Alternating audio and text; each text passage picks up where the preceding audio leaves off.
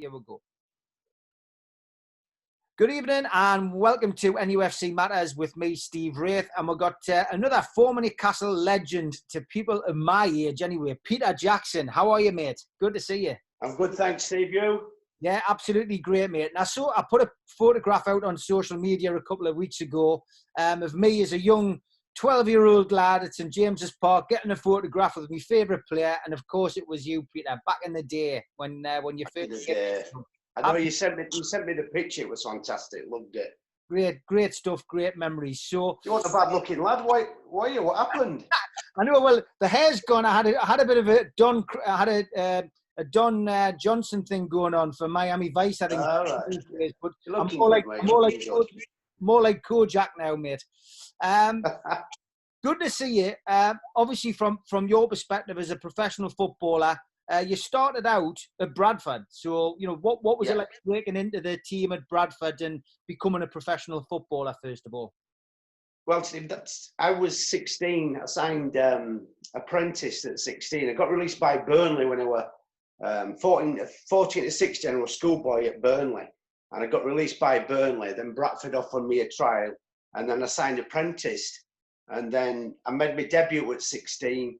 I was captain of the first team when I was 18, but it meant so much to me because it was obviously my local club. I was a local lad, and I went to school within a mile and a half of the stadium, and we were a fourth division club then, and we weren't getting massive crowds, but it was such a privilege to play for my hometown club, and then eventually become captain at 18, which was really, really young for a footballer to be made captain of a club. And I was captain, really, really privileged. So I had a quick sort of rise, really, in terms of my games. I didn't play many reserve games. I did play junior games, and I played a couple of reverse teams. And then I was in the first team at a very young age. So, I had a rapid rise, really, in my league games. Yeah. How did the move to Newcastle come about? Well, it was strange, really, because I became captain at 18, 19. A lot of clubs were watching me, like Liverpool's, your Manchester United's, your Arsenal. He used to look in the paper every Sunday, and I was mentioned now and again. And then I got to the age 24, and I played eight years at Bradford then. I thought, and one of my managers said, if you've not left by the time you're 21, you'll never get a dream move. But it never really crossed my mind, Steve, to leave Bradford or want to leave Bradford. I'd just been through the Bradford City fire on obviously the tragedy of the Bradford fire. 56 people lost their life. I was involved a lot in that in terms of organising the players, got funerals, and got a charity event. So a really difficult time for everybody connected to the club. And then obviously we got promoted to the old second division. I was playing in the obviously I played in the fourth division, the third division, the second division, and obviously we moved to Newcastle was the big one. But so I went up all two divisions, to get to the championship, and that was after the Bradford City fire. But we had to play all our games away from home. But I had a good start, and then my form was really good, and we played Newcastle in the League Cup. I can't remember what they called. Little Woods Cup it might have been called then. And we played at Odsal Top. I don't know if you remember Odsal Top. Yeah. Odsal Top is where the Bradford Bulls, Bradford Northern play. Because we had to play our games away from Valley Parade.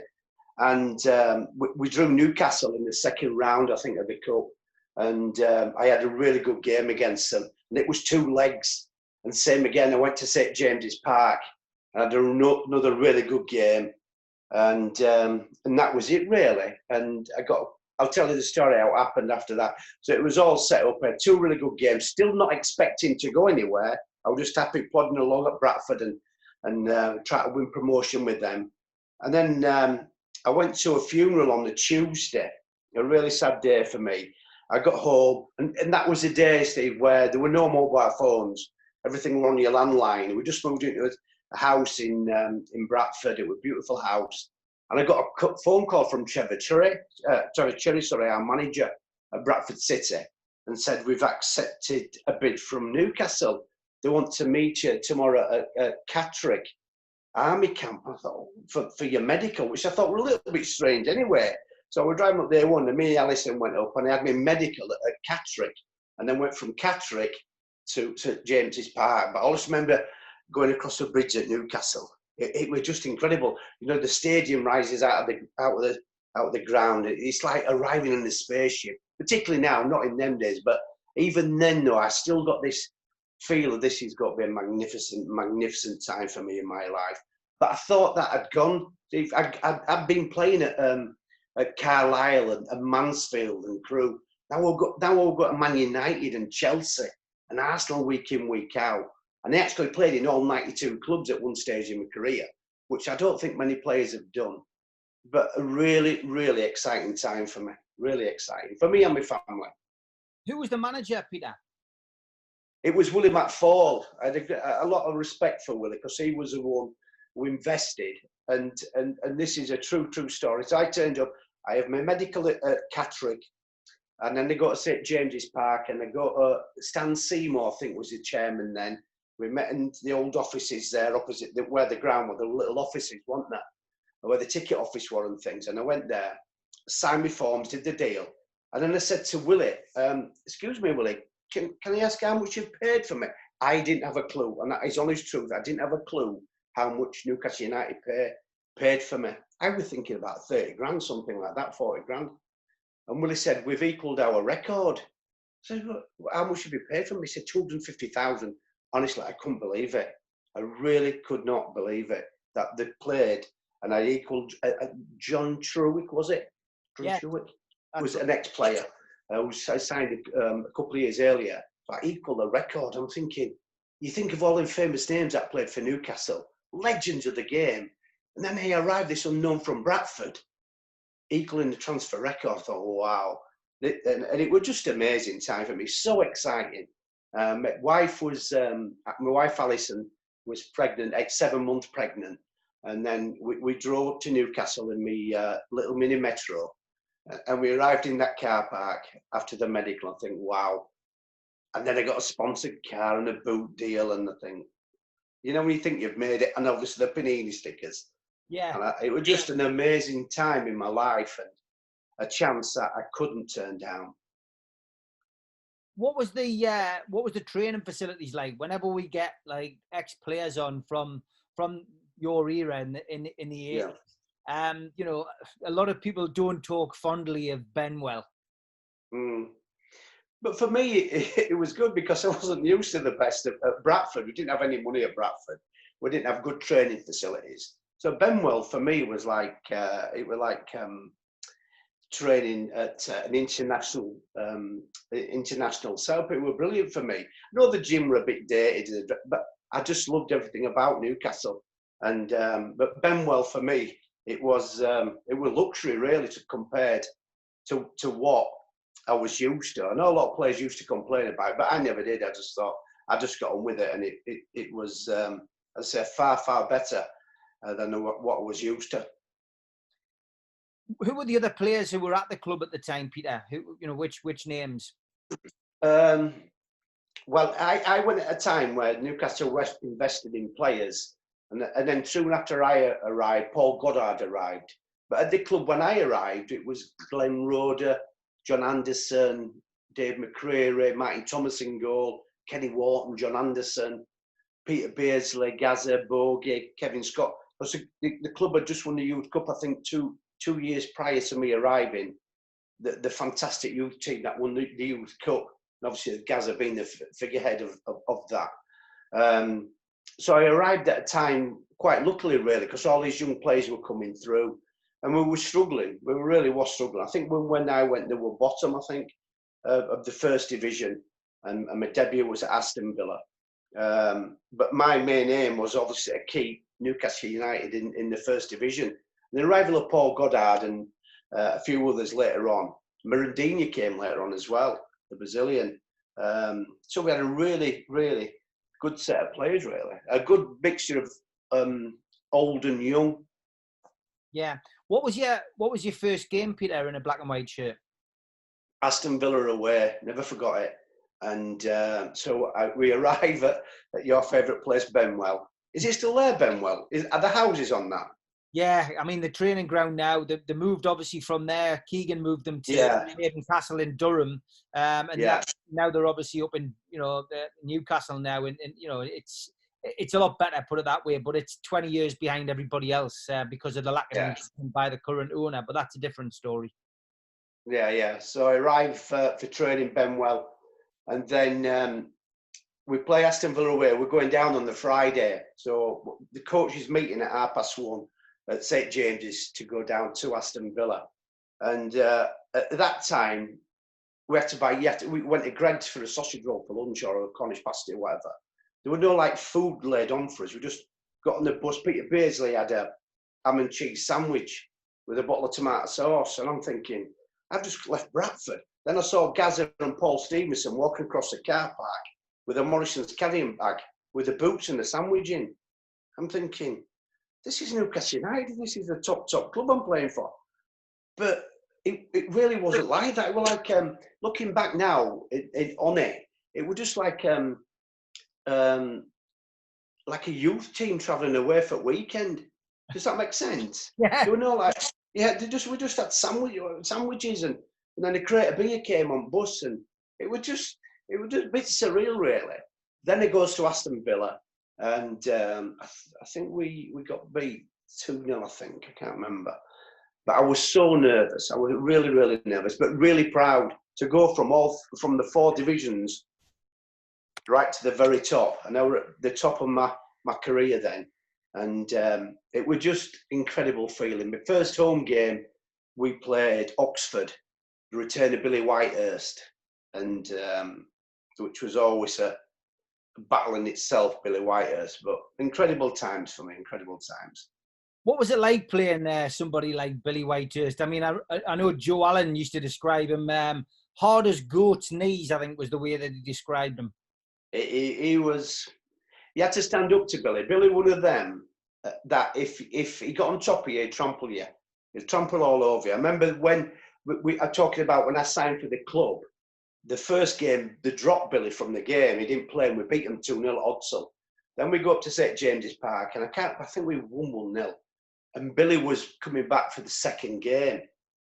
Game kicks off, Steve, right? So I'm on my medley. And they get a corner in the first 5 minutes of the game. He looks at me and goes, come near me and I'll smash your fucking face in. Like that. So you were one of them situations. What happens? Ball comes here. Whitehurst is there. I'm there. And I heads it away and I got clattered.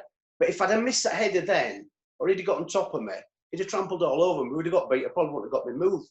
But the fact is, people like him and Fashion You then and Mick Hartford, really, really hard men. But you had to stand up to them. If they got on top of you, they'd trample all over you and they'd destroy you. So you had to be a man. You had to stand up to them. Not a pleasant experience at times, but a difficult man to play against. And I got his club flat.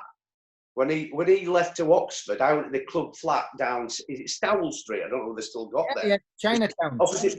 Chinatown, opposite Walker's. Yeah, 3 club flats there. I don't know whether they've still got them. I can't see David Ginola stopping one of them club's flats. No. Well, there's now, I mean, obviously you had Walker's there, obviously, and there was flats there. Yeah.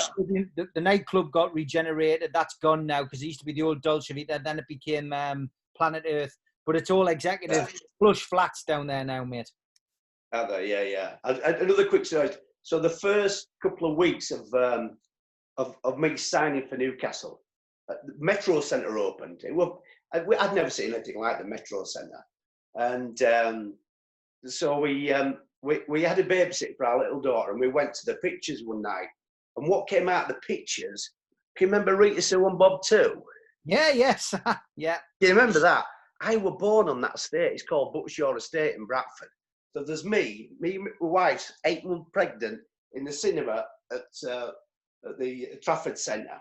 And I'm sat right in the middle, all Geordie's sat around. And this Geordie lads, he didn't know who I was. He said to his mate, I would like to live in fucking Bradford, like, what fucking shit your lives like? Slaughtered it. And I felt like saying, I was born there. Rita Sue and Bob too, classic. We always like to give a few questions out. We've obviously had to pre-record this one, so we're not going to get as many. Yeah. But, Mark does a web page called NUFC 1980 to 1994. He covers it on Facebook and he's got a Twitter account. So he sent us a few questions in for you. First of all, he says, did Peter win Player of the Year, Supporters Player of the Year in his first season? Yeah, it did. What did it mean to win that award? Couldn't really believe it. Once again, so I'm living in this dream now. I'm living in a dream where I've got my sponsored car, I've got a boot deal, I've got my own supporters club. So end of the season, go to the old Blue Star on the corner of the big social club on the corner opposite St James's Park. It was huge. I went there and I'm stood at the back, and in third place we have Peter Beardsley. Peter Beardsley, England international. He's had a good season, and he was a fantastic player, Peter Beardsley. And in second place, we have Paul Gascoigne. Paul Gascoigne, under 21, captain under 21. Who's won this? And in first place, we have Peter Jackson. Well, honestly, talk about the shock of shocks. I couldn't believe it. The most astonishing thing that's probably ever happened to me. When you think, I live on that story now about Beardsley in third and Gazza. But look, it was just surreal. But I remember winning it. I've still got the trophy upstairs. And I've got another. I think you might give me this, Steve. Did you give me that? I think you got it at the back. I think you got it at the back page shop, didn't you, when you were up? Yeah, that's it. Yeah. That's me and Brian Robson there. But I won't go bring my trophy down, but I thought, no, that's been a bit big-headed. In case no one asked me the question. That's great stuff, mate. It's great to see that you've still got. I mean, that's the one beauty about ex-players. From back in the day, they've still got such a close affinity with the club. Without a doubt. And with the area. Another question from Mark. He said, was there a risk of Kenny Wharton getting a hiding after sitting on the ball against Luton, or do you think Peter Jackson would you have chinned Steve Foster? I remember that incident because I think I scored that game, and Kenny Wharton sat on the ball. Yeah, I do remember that. And he caused absolute uproar, didn't it? Yeah. I thought Kenny was taking the piss, which I think he was, obviously. But I used to, we talked about hard men, about Billy Whitehurst, but I used to mark the centre halves as well, which one of them was Steve Foster. So I don't think he got a punch in. I don't think Willie were too happy after the game, but we loved it. Players loved it. Thought, yes, get him. Yeah, I mean, it's an amazing thing to see that. It's one of those things that the Newcastle fans will always remember. You also, we've got a question from the NUFC Mags. You've obviously touched on it at the start. He says, can you ask him his memories about the Bradford Stadium fire disaster? I believe that Peter went into the stadium to rescue fans. I mean, you just won a third division medal, hadn't you, that day? And I mean, it's something I've got to. There's a wonderful, if anyone hasn't seen it, a touching and very emotional documentary on BT Sport was made, and I defy any football fan not to watch that and get upset and cry at it, because it could have happened to any of us in that time. You know, that's documentary, Steve. It was Gabby Logan, and Gabby Logan is Gabby Yorath, who's been with me as assistant manager at Huddersfield on 2 occasions, Terry. So I know the family quite well. But that documentary, I've talked about when I signed for Newcastle, or when I used to talk about the Bradford City fire quite a lot to people. But then people on that documentary, you could tell that they'd never talked about the Bradford City fire. And some people will never talk about it now. But I could tell them, watching that documentary, some of them, that's the first time they've ever mentioned the Bradford City fire. As I said, and some supporters will never talk about it. It was just absolutely horrific. You cannot put in words what we all witnessed and all went through. It was beyond belief, really. Yeah. Beyond belief. I mean, it's something which younger fans won't know a great deal about. But the only good thing that came out of the Bradford City fire is that stadia changed forever. You know, you look at the stadiums now. I went out to Tottenham ground when Huddersfield were in the Premier League. Went out to the new Tottenham ground. Oh my God, it was like going into a spaceship. It was incredible. St James's Park, when I was there all wooden stands were there then. the old wooden stands, and I was there when they were getting changing port cabins behind one of the goals. So stadia had to change after the Bradford City fire, because a lot of the grounds then, I would say 80% of them had wooden stands. Obviously, they all had to come down. Yeah. When when you first stepped out onto St James's Park, I know you've talked briefly about the debut, but what was it like, going onto that pitch and warming up, and the atmosphere? What was that like? Did that hit you? Oh, it was. I had some memorable times. But for me, 8 years at Bradford City, and like I said, your crews and your Stockports, that's how we used to. Then I will run out against Man United, full house. I remember we played Man United and we beat them. And we went out for a kickabout. Usually you go out about 2:15. The ground was full then at 2:15. It was just absolutely amazing. When you run out of St James's Park. And I remember a lad, a Newcastle fan, played at Bradford. They called him Gavin Oliver. And he said to me, it's like in Newcastle, it's like religion. It's more than football. It's because you look at, and I thought, well, I went to Newcastle and I thought it was spot on what he said, because you never see you don't see a Liverpool shirt or Man United shirt walking around Newcastle, or a Middlesbrough or Sunderland, Arsenal, whatever. You never ever see another shirt, because I do think you will be arrested. Honestly, on that big market, imagine walking around on Saturday night with a Man United shirt on. Oh dear! But it's just an incredible place to play football, and the supporters stuck through them through thick and thin. And I do wish one day someone will take that club forward and win a major trophy, because the fans so deserve it. Tell us your memories of Paul Gascoigne. I mean, we know what player he went on to become, and in 1990 he was no doubt the greatest footballer in the world. What was he like in those early days at Newcastle? Any funny stories? When I first met Gazza, I'd heard of him because he was winning the Young Eagle Player of the Month, and he had this frizzy hair, and I'd seen little clips of him. And a confident lad, but what a genuinely nice sort of kid he was. You could not dislike Gazza. No one disliked Gazza. He was such a friendly kid and the most unbelievable talent I've ever seen. The first major, I had a few with Gazza. So I'd been there about a month, and my car were getting a service down by the ground. So I got a lift up to Benwell. So we keep mentioning Benwell, don't we? Yeah. And I didn't have a lift back. Gazza says, I'm having a driving lesson. Come with me, get in car. I'll drop you off, because he's dropping me off, my driving instructor. So driving instructor in the front, Gazza there, me and back. So we drive around a little bit for 20 minutes. And we got to St James's Park, past the Blue Star Club, and then he indicated right. But he indicated right, but rammed into the back of this car. So I'm stuck at this back of the car. Driving instructor's there. He gets out of the car and runs into St James's Park. Just disappeared. Major incident outside the ground. Vice captain back of this car, driving instructor injured, Gazza just runs off. But it just got blown over. But what fantastic times with Gazza it was. Him and Jimmy Five Bellies, they're just magical people. And they will never, I see him now, and I don't like looking at Gazza now.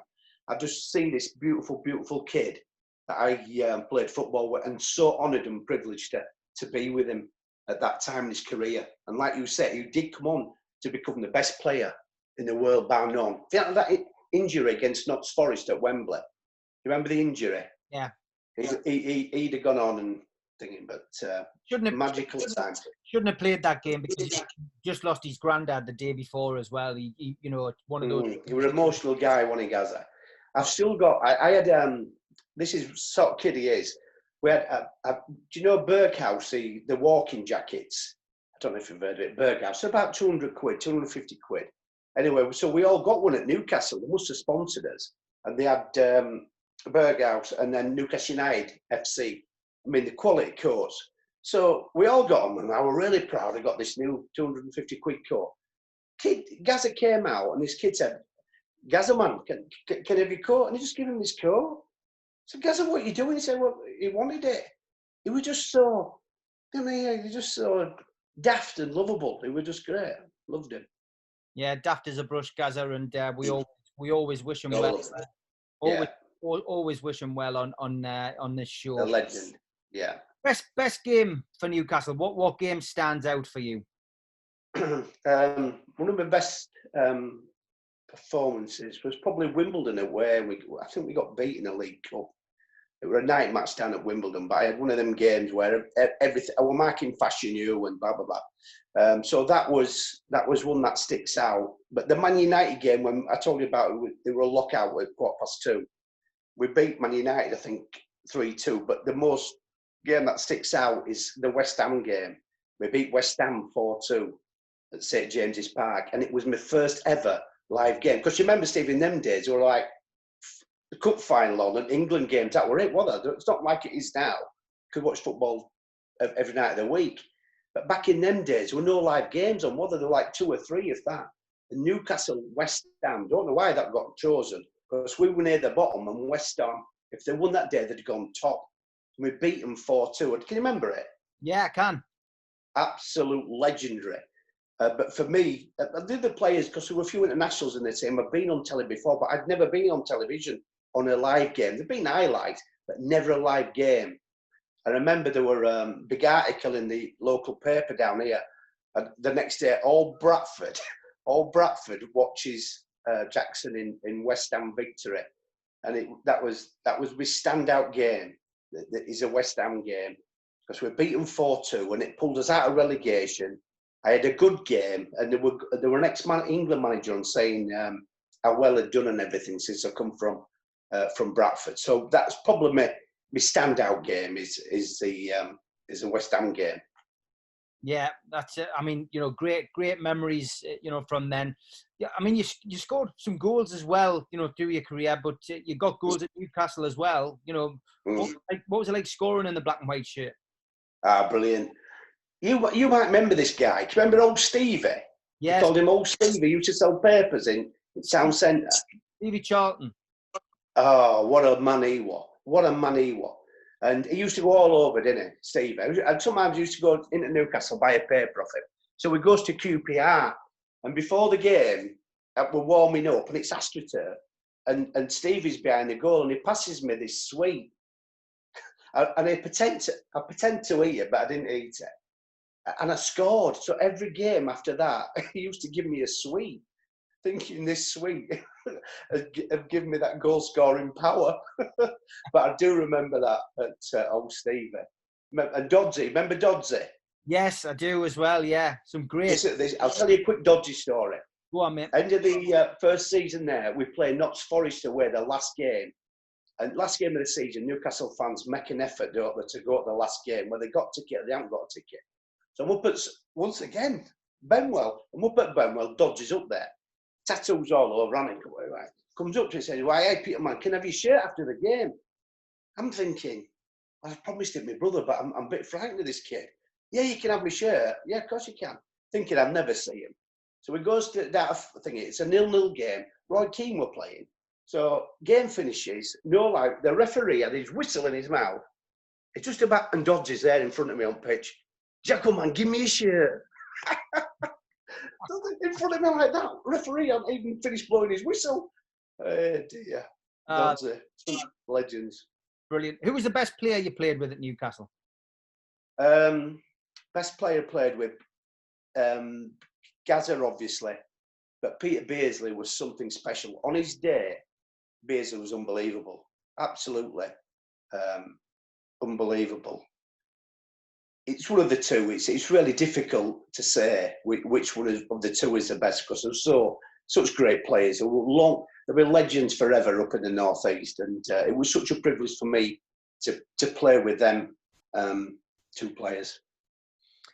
Did it surprise you that, after arriving at Newcastle and being alongside such great players such as Beardsley, Gascoigne, although Gascoigne was only coming off, that Newcastle became a selling club? But then, you can see why as well, because players like that want to win trophies. They want to compete in the top 6.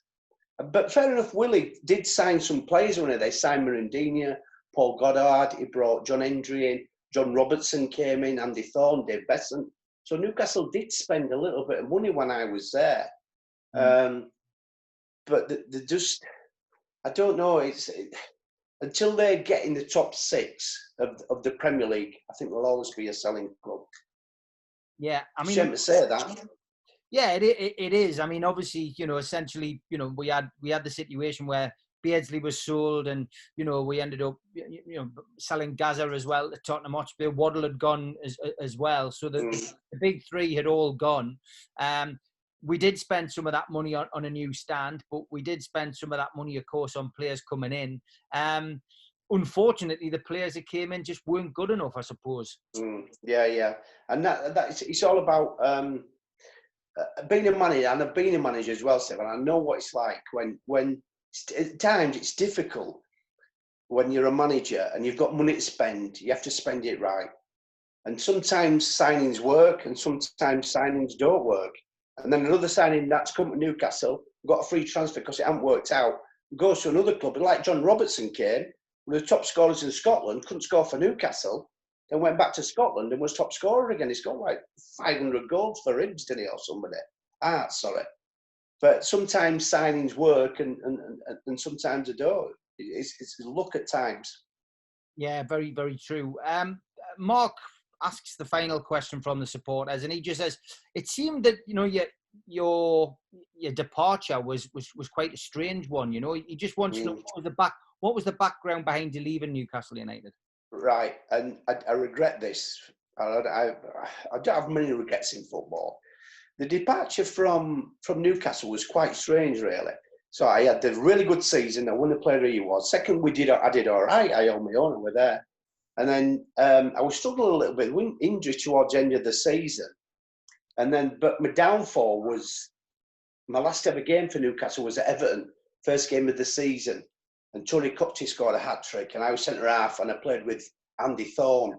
Both of us lacked a little bit of pace, to tell you the truth. And we got turned over, basically. And I got left out the following game. I can't remember who the following game was. And then Bradford came in and made an offer for me. And, they've just scored. Cardiff have just scored. And if you're watching they've got to go. For anyone who's watching this a little bit later, we've got the playoffs on in the background.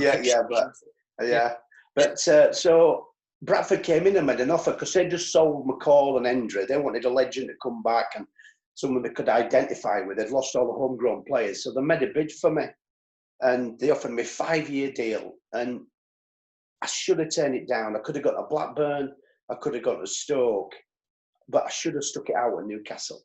I'd waited 8 years to get a dream move to my dream club, and I rushed into it, Steve, and I shouldn't have done that. I should have waited another couple of weeks. But it was just, and I look back now, and as soon as I signed for Bradford City, I walked onto the training pitch, and I knew I'd made a mistake. Do you know when you think in life, I've made a mistake? Yeah. That's the only thing in life, I think, where I shouldn't have done it, and I know I shouldn't have done it, but I did it. So, for those of you who are interested, it doesn't really make much difference to you, but Fulham have gone straight up the other end and scored. So now it's... I didn't want to say that. It's 3-1. It's a classic. Yeah. Obviously, looking at Newcastle United now, the day that we've chose to record this, Newcastle fans are in devastating mode again. After 17 weeks, the Premier League haven't had the chance to say that the takeover's off. PCP, PIF, and the Rubens have pulled away from the club. So we're in limbo again. Mike Ashley remains the owner. From your perspective, Peter, as a fan, I suppose, because you played for Newcastle. I know you still follow the club's ups and downs and the fortunes, and you love watching football. What have you made? What have you made of the whole takeover saga? First of all, the one you just talked about. Yeah, it's drawn on too much. Reading between the lines, you look at it, and I never really thought it would go through.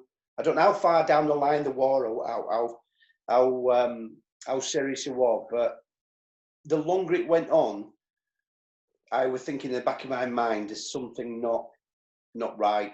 And this is a second or third time that our takeover has fallen through there? I think this is the first genuine one for a while. Right. I mean, people have been mentioned, haven't they? People keep getting mentioned with Newcastle. Yeah. But if anybody can get it right at Newcastle, with the facilities that they've got, the crowds that they can get, it's a massive investment for somebody. But a massive investment that'll be so worth it. Just to see Newcastle lift trophies, bring world-class players in. You know, it's just a... Hopefully, and we're all dreaming about it, but we have to look to reality and thinking, will it ever happen? Yeah, I don't know. That's the thing. Have you managed? We all hope. Have you managed to see many Newcastle games this season? I watched them on TV. I think Bruce took over at a difficult time. What have they made of them? What have they made of them? The games I've seen, I think they've done okay. I think Bruce took over at a difficult time. I don't know whether it was everybody's favourite to get the job, but he's a Newcastle lad and all this. And I think they've done okay. I think what did they finish? 10th, something like that, 11th? 13th. Yeah, which probably is about right for them. You know, people thought they might get involved in a relegation battle, but luckily they didn't. But now they've consolidated there. But as I say, it needs investment. Newcastle is a top 6 club in terms of the ground, in terms of the crowds that they can attract. But they need to invest in players to get them to that level of, say, a Tottenham or a Chelsea or an Arsenal.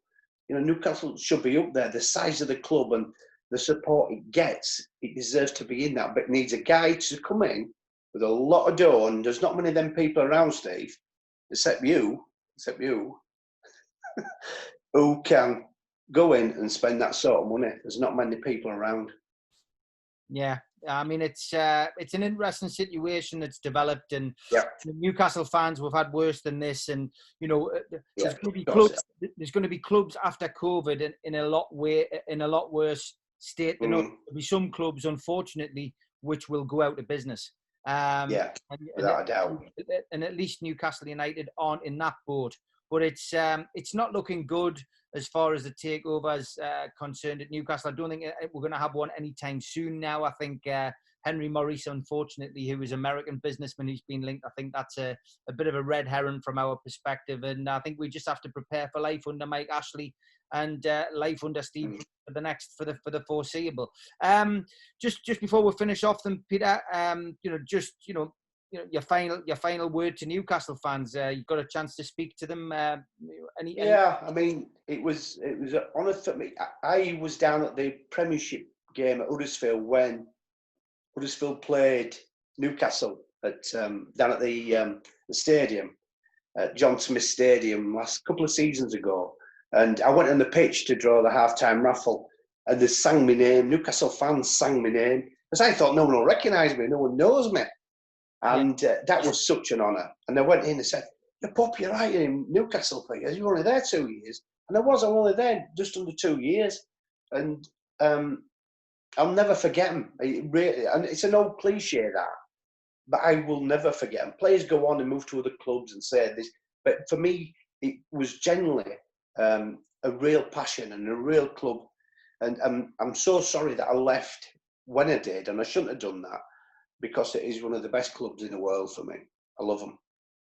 Peter, you've written a fantastic book as well, which I know people can get a copy in the back page still. And some of you... Have they not sold all them yet in that back page? They've probably done a few, I would have thought, like over lockdown. A lot of people were buying books. It's a fantastic book, and if anybody wants to get one, be great. And I know we've talked before in the past about getting you up, but hopefully once we get through this strange period that we're living in, it would be nice maybe to get you up and come and do something for the food bank or something like that. Yeah, I'd love to do it, Steve. Keep us in mind. Anything at all, I'll come up straight away, mate. You know that. That's great. Listen, Peter Jackson, I'll let you get back to the playoffs, and please thank your good lady Alison for sorting out the technical side of things. Legend. See you, mate. God bless. See ya.